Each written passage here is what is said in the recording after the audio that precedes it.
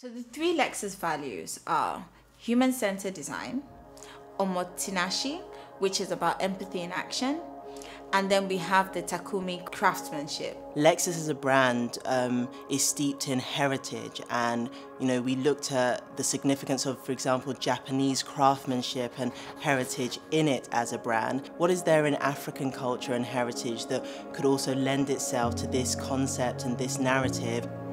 Lexus is at the forefront in providing a platform that allows for creativity to happen in a vacuum. That opportunity to be able to work within a comfortable environment where you can just explore the possibilities and opportunities and really push this idea of creativity is very powerful. We were given a really detailed brief about what informs the Lexus design process and craftsmanship, and one thing that stood out for me was the detailing in the grills of its car.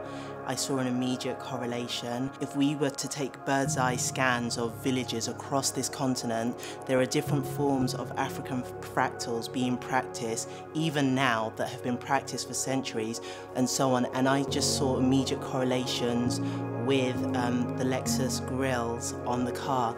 And then that inspired some of the design elements that you will see in the details of the leather etching. Innovation is born out of necessity. That's what Lexus has permitted us to do.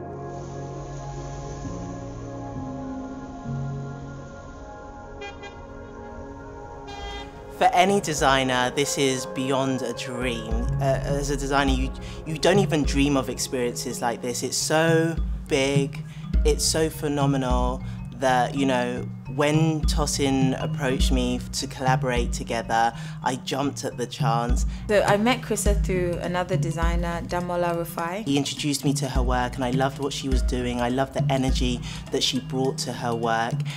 She has done a lot of things within the product design or the design space. She's a textile designer. My passion for art and design comes predominantly from my culture. I'm a Yoruba girl who is Nigerian, and I live in Lagos. And I grew up in the 90s where it wasn't seen as a great thing to celebrate who I was or who we were.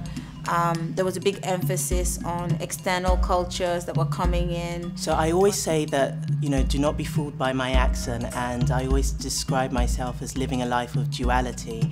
So my own personal design ethos is led by the idea of combining beautiful design with meaningful design. Architecturally, I love this idea of materiality and tectonics. Like I mentioned, it plays very strongly in my work, how lighting shines on an object and what that can mean within an internal space. Definitely am big on colour. I think when people see my work, they see a play on colour, they see a play on texture, they see a play on symbolism in an abstract way, in a way that transcends cultures. I think that Lexus's ethos of omotenashi, human-centeredness, and Takumi it very much runs in parallel with who I am as a person, who I am as a designer, and also runs very much in parallel with African design. I think design in Africa now is going through a cultural renaissance. There is a big emphasis on contemporary design, but also using traditional materials. Traditional and modern design techniques work best when you understand the materials and their scope and then allow them to do what they do well and then fuse them together, as opposed to trying to make an old material do something that a new material can do and vice versa. I think that this collection will show a beautiful harmony of old and new, tradition and artisanship with technology, which speaks to the Lexus brand. The local people and environment have immensely influenced how we've approached the output of this project. We've used technology from the vernacular, from the historic, in terms of the casting system used for the Benin bronzes. Through Tosin's architectural knowledge, we looked at the aspects of 3D modelling and how our designs could be interpreted and understood in that way. And I also think it speaks to our modern times and the world that we live in. We're at the crossroads, if you like, of the old world and the new world. And so it just seemed very natural to do that. And in doing so, we've been able to bring a lot of people in this journey with us. It's not uncommon to know that infrastructure-wise, Africa is not as advanced as the rest of the world. And originally when we got this project, I was a little concerned about how we'll be able to execute the pieces. And so far, it's been an eye-opener that there's actually a lot more here than I even realized. I think it's very easy to assume that certain technologies do not exist or are not practiced here on the continent. So to have discovered a laser cutter based here in Lagos was so refreshing, and somebody who has an engineering background who could really educate us on the science of the process to allow us to push the boundaries has been a really exciting experience. One thing about soft technology is it's available to everyone, and as long as you can think and you can adapt yourself, you know, you're able to use those. So that's been great. In terms of physicality, in terms of the physical infrastructure, that also I've been pleasantly surprised, because we're able to find people here who can do 3D printing. We've also worked greatly with a modeler who's done the mannequin that will be used to display the pieces. We're mixing and matching, but the bulk of the work is actually being done here in Lagos. There are so many different elements to our design. We have 4 designs with 8 different iterations, and it involved bringing lots of different people in on the journey to share their craftsmanship and expertise. For this particular project, we started off with a series of sketches. What do we think these masks should look like? We always worked from the idea of precedence, what we could find as an initial reference point, a series of first sketches, which we then use to communicate with the 3D modelers who have produced the actual forms. From that, we've then moved to 3D printing, so we can have a physical object and we can actually then human test and make sure, 1, it's comfortable, 2, the ergonomics are correct. And then from that, we are then producing final finishes where we take those 3D prints and then we create molds from them to then produce the final finishes. Some are going to be produced from brass and bronze with a mix of clear mold acrylic. Others, we're going to create an additional facade on the 3D prints where we're using leather, using beads and rhinestones. Beaders are very skilled at what they do. They know which beads to use, what combinations to use, and so on. We had an aesthetic that we were seeking to achieve, and they, through their exceptional craftsmanship, were able to help us deliver that in the most beautiful and eloquent way. Traditional and contemporary design techniques have really been a big emphasis in the work on this project. In particular, we've used modern technology of 3D printing after 3D modeling to produce the forms of some of the masks. Those masks will then, the 3D prints will then be taken to create a mold, which we will then use traditional technology of bronze and brass casting to create the finished pieces.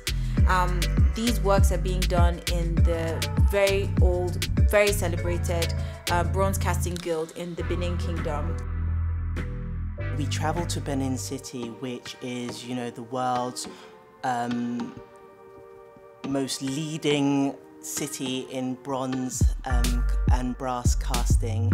We met a young bronze worker there who is like the 4th or 3rd generation of his family to practice this craft, so it literally is in his blood. He took us around the town, he introduced us to other practitioners, we learnt about materiality, we learnt about the qualities of these different metals, copper versus brass versus bronze, and what they each can do. So it was almost like a science lesson, if you like, but you know, beautifully crafted and wonderfully informative, and it was a celebration of culture and history that isn't forgotten, but I don't think is revered as much as it should be. Omotenashi is about being human-centered, about being a good host. It's about empathy in action. And I personally really resonate with this in my work as a designer. I think as an architect, you are always consciously thinking about people. You are thinking about people's occupying of space. Are you creating a comfortable environment? Very similar to what Lexus does with their brand and with the kind of cars that they design. Takumi speaks to craftsmanship and excellence, I believe, and Tosin as an architect, having seen her work, is definitely someone who pursues that excellence in her field, particularly as a female architect based here in Lagos, Nigeria. I, as a textile designer, am also in pursuit of my own interpretation of excellence. Both of us are working with materials that we have never worked with before, but I think as a designer it is a necessity to be bold and to not just stay within your comfort zone. So for both of us it was very important to push boundaries. There were times at which one person was pushing more than the other. We were almost like an elastic band. There was a push and pull flow to the collaboration, so which I think is good because it brings balance and stretches you both at the same time. So we produced 4 masks for this project. The first one we've called Igaru, which is an area that used to exist in eastern Niger, which is known to have been the birthplace of iron casting in Africa. This particular mask is made up of an acrylic mold and a very delicate profile detail of humanity, which is made in bronze. In our second design, Ogun was the Yoruba god of metal, technology and war. So Ogun allowed us to explore that, and while also paying homage to the creation details of traditional bronze casting, again marrying a new technology and a new material, acrylic, with bronze and brass. The third mask we've produced for this project is called Pioneer Futures, and it's an interesting play on the Victorian colour, which we've created an elongated form on, and we've got a clear acrylic helmet, which is really an opportunity to protect the eyes, and the colour protects the mouth. And then in between there's a shield created also for the nose. This is made from leather that is laser cut and also technically folded. I hope that this project evokes emotions of joy.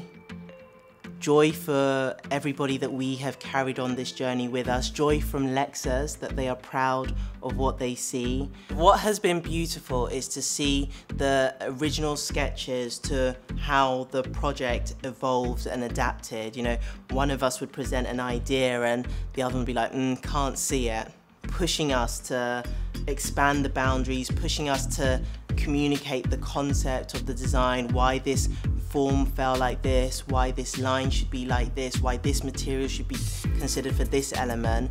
I'm very proud of all of the pieces individually and as a body of work. We are very thankful to Lexus for the opportunity. We're very thankful that we got the opportunity to work on this project and to explore our understanding of design, to work with another creative, being Chrissa, who comes from a different design field, and the opportunity for us to kind of meet in the middle, for her to understand my skills, for me to understand her skills, and to be able to produce this very beautiful work.